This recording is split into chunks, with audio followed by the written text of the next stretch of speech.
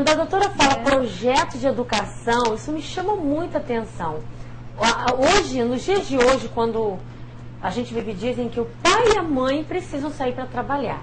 E quantas famílias é o filho mais velho que cuida dos mais novos? Dos mais novos. E quantos casos nós temos, não é? Inúmeros, talvez incontáveis, de filhos que estão sendo educados pelo computador, pela televisão, pelos avós, pelos tios, pela escola, que não tem responsabilidade de educar filhos. Eles estão lá para ensinar num determinado horário. Quem tem esse papel são nós, como pais. Somos nós. E aí, quando surgem os problemas, a culpa é do tio, é da avó que mimou, não é? É a minha babá, é a secretária do lar. Eu, quando estou em casa, não deixo isso acontecer. É esse computador, eu tenho que acabar com isso em casa. Mas, na verdade, não é bem assim, né? Quando isso chega a acontecer, essa transferência de responsabilidade é porque os pais já estão omissos. É isso mesmo, doutora? Exatamente, a omissão dos pais, né? Então, a educação acabou sendo terceirizada. Hoje as crianças são educadas pelos meios de comunicação, o computador, as crianças passam grande parte do seu tempo diante do computador. Muitas vezes são os avós que assumem a educação dos filhos, ou até o irmão mais velho, ou até a vizinhança. Isso mesmo. E os pais, quer dizer, essa ausência dos pais na educação dos filhos é que está acarretando esses inúmeros problemas que nós temos vivenciados hoje em dia. E aí, na hora que você está diante de um problema, o mais fácil é o quê? Você procurar um culpado. Você nunca faz uma reflexão aonde foi, qual foi a lacuna, qual foi o momento que eu não tomei a direção, porque o trabalho é dos pais, não é dos avós, não é da igreja, não é da escola. Por mais que fique com essas pessoas. Você pode dividir com essas pessoas, pode compartilhar com essas pessoas, mas os pais precisam ter essa consciência que essa responsabilidade é deles. A partir do momento que eles colocaram os filhos no mundo, eles que precisam exercer esse papel. Olha, tem uma ouvinte que prefere não se identificar e a gente respeita você. Sempre que falamos de relacionamento, de educação, de comportamento, isso acontece. E a gente lhe dá essa liberdade para que você não se identifique. Se você puder apenas deixar de qual bairro você está, tá ok? O filho da minha vizinha, diz a ouvinte, passa em frente ao portão da minha casa e me xinga. Já falei com a mãe e ela também me xinga. E não faz nada. Já procurei vários órgãos para me ajudarem nisso. A gente não sabe qual a idade do filho, né? Dessa criança. Mas nada foi resolvido, nem mesmo pelos órgãos que ela procurou. Falei com todos da família da criança, mas ninguém faz nada. O que fazer num caso desse? Que delicado, né? É muito delicado e você fica muito limitado diante de um caso desse, porque essa criança está repetindo a postura da mãe. A criança xinga, mas a mãe também xinga. Gente. Então, quer dizer, essa criança ela vai permanecer nessa postura, porque se a mãe é que tem que modificar a postura dela, e essa mãe é que tem que conversar com essa criança, que esse comportamento é inadequado. Que você precisa respeitar as pessoas mais velhas, que você precisa respeitar a sua vizinhança. O respeito, quer dizer, ensinar essa criança a se comportar de forma respeitosa nos diferentes espaços que ela estiver. Isso é um aprendizado que os pais precisam mostrar para os filhos. Agora, se os pais também agem assim, você fica com a sua ação fica muito limitada. Olha, não tem jeito, é responsabilidade dos pais. Não tem jeito. E eu sugiro que chegue até essa mãe e converse novamente com essa mãe. Né? É algo assim realmente muito delicado. Muito delicado. Quando nós, como pais, enquanto pais, deixamos a nossa responsabilidade de educar, a sociedade começa a sentir os efeitos disso. É verdade. Não adianta, tudo que nós pegarmos, não adianta, a família ser a base da sociedade. Enquanto todo problema que você olha, mas isso aqui não tem nada a ver com a família, mas você vai pesquisar o histórico, Tem a ver, sim. Tem a ver. A família sem estrutura, os pais que não se dedicam aos seus filhos, e não adianta que é um trabalho até o fim dos dias. Né? Não é um trabalho assim, não vejo a hora de crescer. Antes fosse criança a vida inteira. Não adianta. Não adianta porque, né? A gente tem que compreender o seguinte, o desenvolvimento emocional, ele não se dá de uma forma progressiva, né? Como se fosse uma linha ascendente. O desenvolvimento emocional, ele se faz de idas e vindas, 2 passos para frente, 1 passo para trás. Isso. Então, tem alguns pais que acham assim, quando crescer mais, ou quando entrar numa nova etapa, que alguns problemas vão ser superados. E aí esses pais começam a ficar muito aflitos, muito ansiosos, porque o tempo está passando e os problemas não estão sendo superados. É verdade. Tá?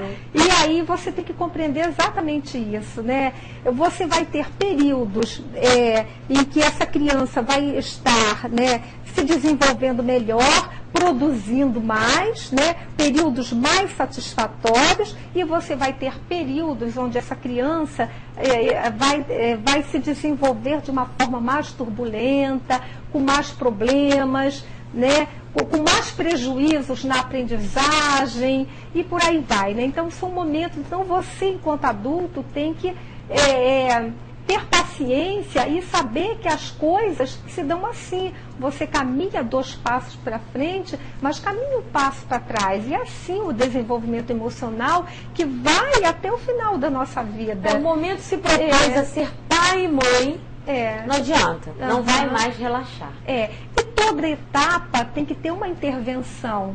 Você não pode ficar de braços cruzados esperando para a próxima etapa. Hoje ele está com 5 anos, quem sabe com 15 anos, não. Se não houver uma intervenção, os problemas tendem a acentuar. Cada fase precisa ser dedicada atenção. Né? Cada fase você precisa dar atenção, e cada fase vai ter períodos de melhor funcionamento e períodos de pior funcionamento. Não dá para ficar na ilusão de que turbulência nunca vai existir. Cresceu, não dá para você ficar nessa... Sempre irão haver turbulências. Quer dizer, a ilusão não tem jeito, turbulência sempre vamos ter. Então não adianta, viu, pai e mãe? A gente tem que encarar mesmo como pai e mãe. Olha, no dia a dia, por medo de traumatizar ou para não contrariar os filhos, deixamos de cobrar coisas tão importantes do dia a dia. O que isso pode acarretar, né? Doutora, ainda falando aí de omissão, né? Estamos assistindo isso, né? Quer dizer, a gente acaba permitindo que os nossos filhos desenvolvam hábitos de uma vida vazia, sem ocupação. Quer dizer, todas as vezes que nós os dispensamos das responsabilidades da tarefa da casa e permitimos que eles desfrutem das bênçãos do dia a dia sem que ele trabalhe por isso. Porque o que ocorre hoje em dia é exatamente isso, né? Verdade. As crianças estão desfrutando das bênçãos do dia a dia e não estão fazendo nada. Quer dizer, então, como consequência, nós vamos ter adultos que não vão saber dar o devido valor ao trabalho.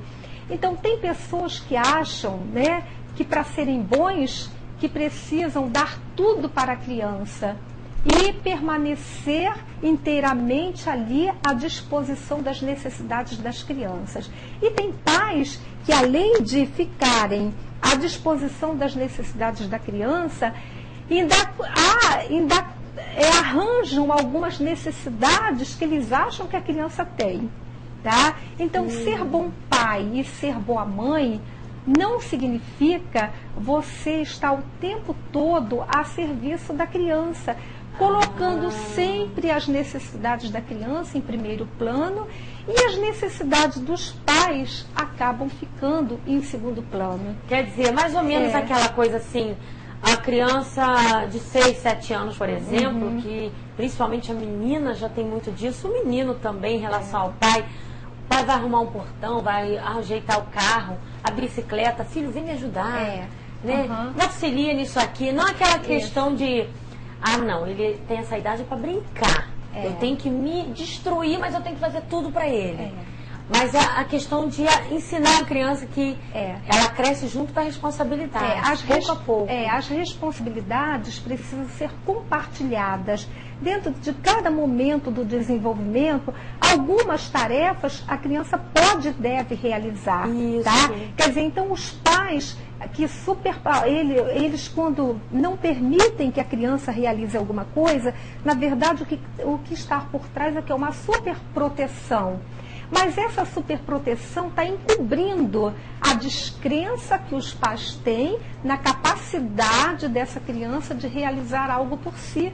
No fundo, os pais não acreditam que o filho tem a capacidade de fazer alguma coisa que ele é capaz de fazer. Quer dizer, eterniza aquela infância, né? Você não pode fazer isso. Um dia, quando você crescer... Exato. Aí vai só fazendo as vontades dos filhos, né? Quer dizer, há pais que acham que não têm o direito de frustrar os filhos.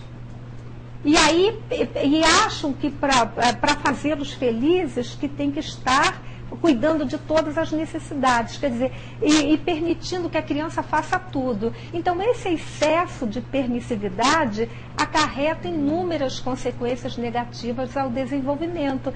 Então, o que a gente tem que ter em mente enquanto pais, né? Que a gente precisa, nós enquanto seres humanos, precisamos colocar as coisas numa balança. Equilibrar as coisas, é o dar e o receber. Eu preciso cuidar das necessidades daqueles que estão ao meu redor, mas também preciso cuidar das minhas necessidades.